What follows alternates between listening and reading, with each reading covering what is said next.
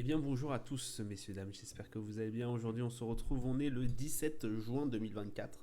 Cela fait bien longtemps qu'on ne s'est pas vu pour une review et oui, beaucoup de choses à vous dire et notamment que j'ai été très très malade pendant ces dernières semaines. D'ailleurs je n'arrive plus très bien à tenir mon souffle, j'ai encore beaucoup de mal à respirer donc voilà. Je n'ai pas la capacité, j'ai envie de vous dire, de le faire physiquement, de faire des reviews le soir, parce que j'étais vraiment très fatigué. Donc voilà. Pour ce qui est en tout cas de cette séance d'aujourd'hui, du 17 juin, on se retrouve pratiquement une semaine, un peu plus d'une semaine après les législatives. On est toujours sur ce coup, effectivement, que l'extrême droite est aux portes du pouvoir et que cela ne plaît absolument pas au marché. Voilà, notamment le CAC 40 qui a bien décliné. On est sur la plus mauvaise semaine des 2 années sur 2 années, oui. Qui s'est passé la semaine dernière, hein, voilà. Pardon. Le CAC 40 qui a chuté à plus de 7500 points, on est même descendu en dessous pendant un court moment. Aujourd'hui, ça s'est un peu mieux passé, plus 0,91, on est à 7571 points. L'Eurostox plus 0,85, le DAX plus 0,37, le Dow Jones plus 0,41, le Nasdaq plus 1,17, l'unité 225 en revanche à moins 1,83, on a un pétrole Brent 83,97$, le 11 d'or 2317$, l'euro USD qui lui penche aussi un peu à 1,073, le Bitcoin qui a pas mal rétréci aussi, 66 930$.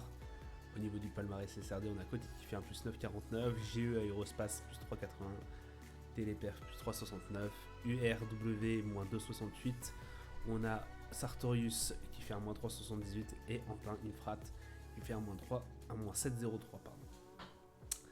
Donc sur cette séance, bah écoutez, beaucoup de choses à dire, hein, aussi beaucoup de méfiance au niveau des investisseurs, malgré le fait qu'on a gagné pratiquement plus de 1% à peu près sur la séance. Je parle forcément au niveau du européen.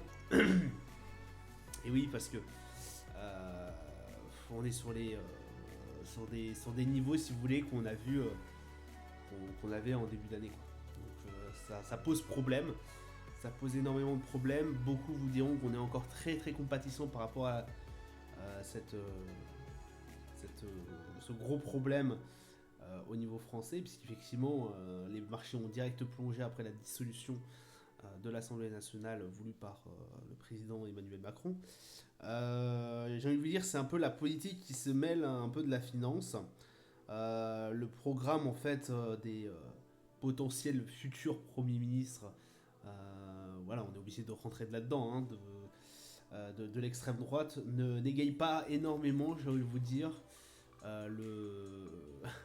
les marchés financiers et trouve cela un peu complètement fou. Voilà, on a notamment la suppression de la TVA, ou en tout cas une baisse de la TVA, qui engendre des coûts, si vous voulez, de moins 24 milliards de dollars perçus par l'État. Donc, où va trouver le Front National, le Rassemblement National, pardon, pour combler ces 24 milliards de l'État. Alors après, voilà, chacun ses propres opinions. Mais de ce fait, voilà, ça ne rassure pas les marchés qui n'ont cessé de dégringoler hier. Enfin, plutôt la semaine dernière. En revanche, au niveau des US, on est sur les plus gros records au niveau du Nasdaq et du S&P. Et ça ne cesse de monter. Regardez le Nasdaq qui a pris pratiquement plus 1,20%. Incroyable encore cette hausse. Au niveau des marchés européens, on est beaucoup plus sur des rebonds techniques. Là, c'est vraiment de la folie. Encore boosté par l'IA, par les innovations. On a encore Apple, voilà, qui a mis encore en avant son nouveau joujou, j'ai envie de vous dire, son nouveau robot conçu voilà. Donc c'était vendredi, je crois. Alors c'était pas vendredi, c'était début de milieu de semaine. Voilà, l'Apple qui est devenue la plus grosse capitalisation au monde, si je dis pas de bêtises. Voilà, beaucoup de choses qui sont parues la semaine dernière. On a eu aussi on a eu aussi tout ce qui est inflation et autres. Bon, ça, normalement, vous avez dû le voir, forcément les actualités, mais ça se passe très bien pour l'instant pour nous. Voilà, au niveau du calendrier d'annonce économique, on n'a pas eu grand chose aujourd'hui, si ce n'est quand même au niveau de la Chine. Alors attendez, je vais vous mettre déjà en français et aussi sur 2 jours. Hein, voilà, comme ça on verra les chiffres qu'on a eu aujourd'hui.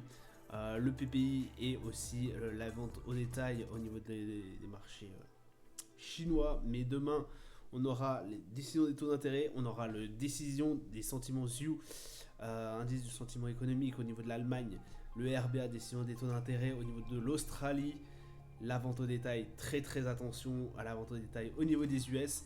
Et ce sera tout pour demain et pour aujourd'hui. Du coup, on a vu la vente au détail au niveau de la Chine qui était en légère progression, ce qui a profité, je vais vous dire, un tout petit peu au luxe.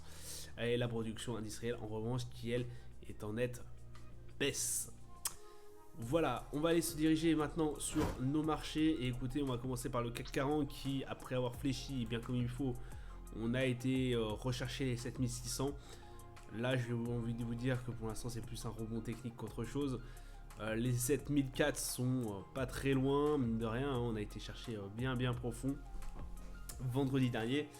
Le RSI forcément qui dégringole à 32, le MACD en tendance fortement baissière. Attention à ce qui pourrait s'avenir prochainement. On a vraiment sur les marchés européens 2 semaines de très fortes tensions. On va pas se mentir, on va être sur le qui-vive. Pour l'instant, je ne recommande absolument pas de se placer sur notamment le CAC 40 parce que voilà, beaucoup vous diront que c'est une opportunité d'avoir un CAC 40 aussi bas. Hélas, je pense que si le parti, alors on va pas se mentir, hein, si le parti du Front National est élu, les marchés vont concrètement plonger, hein, je le pense. Hein. Voilà, c'est un fait, qu'on le veuille ou non. Mais voilà, je pense que les investisseurs ne sont pas prêts. Il s'est passé la même chose quand Mitterrand a été élu au pouvoir, hein, quand Mitterrand est passé. Où on a eu en fait pendant un moment plus d'1 milliard de fonds qui sortaient par jour au niveau du CAC 40. Voilà. Donc c'est des moments comme ça, si vous voulez, où c'est très tendu. Et puis voilà, on a toujours nos investisseurs étrangers qui pourraient être fortement impactés là-dessus et pourraient complètement décider de partir ailleurs. Donc il ne faut pas oublier ça, il faut le garder en tête, voilà, sachez-le. Là la politique se mêle forcément aussi un peu au niveau des marchés. Le Brent qui est remonté à 83 $, hein, après avoir lâché ce niveau il y a de cela un peu plus d'une semaine, exactement le fin du mois de mai. On est remonté, voilà, 55 au niveau du RSI, pas grand chose à dire. Le Nasdaq qui lui s'envole à des niveaux mais incroyables. C'est vraiment fou hein, ce qui se passe au niveau du Nasdaq. C'est vraiment quelque chose que voilà, hein, qui est vraiment quelque chose que j'apprécie énormément, le Nasdaq, surtout en ce moment. Bah écoutez, ça monte quand même assez haut, ça monte assez vite. Moi j'avais réussi en tout cas à engranger un gain. Et juste ici, là 80 au niveau du récit, je vous avoue que concrètement c'est énorme. Et je ne sais pas quand est-ce que ça va s'arrêter, s'il va y avoir une pause ou quoi. Parce que pour l'instant, ça ne cesse de monter. Et comme son homologue, le S&P d'ailleurs, qui là est à 5479 points. Record absolu aussi, on bat des records de jour en jour. C'est vraiment assez incroyable. Alors, je ne sais pas pourquoi mon graphique ne se détend pas comme je le veux. 75 au niveau du RSI. Alors là, on n'a pas atteint les 80, mais j'ai envie de vous dire, on est bien en zone de surachat. C'est totalement fou ce qui se passe. Attention, il peut y avoir forcément une correction et je vais peut-être sûrement attendre la correction pour me placer prochainement. Parce que là, pour l'instant, ça a l'air d'être la frénésie et surtout au niveau du Nasdaq, vraiment la frénésie des nouvelles technologies. Le Dow Jones qui lui est beaucoup plus réticent, beaucoup plus pas stoïque, mais beaucoup plus light. Voilà, donc il va progressivement remonter peut-être pour aller chercher les 39 182, ce qui peut largement faire prochainement. Voilà, ça sera tout pour moi pour aujourd'hui. Je vous souhaite une excellente journée et une bonne soirée à vous. Je vous dis à plus tard. Ciao, ciao.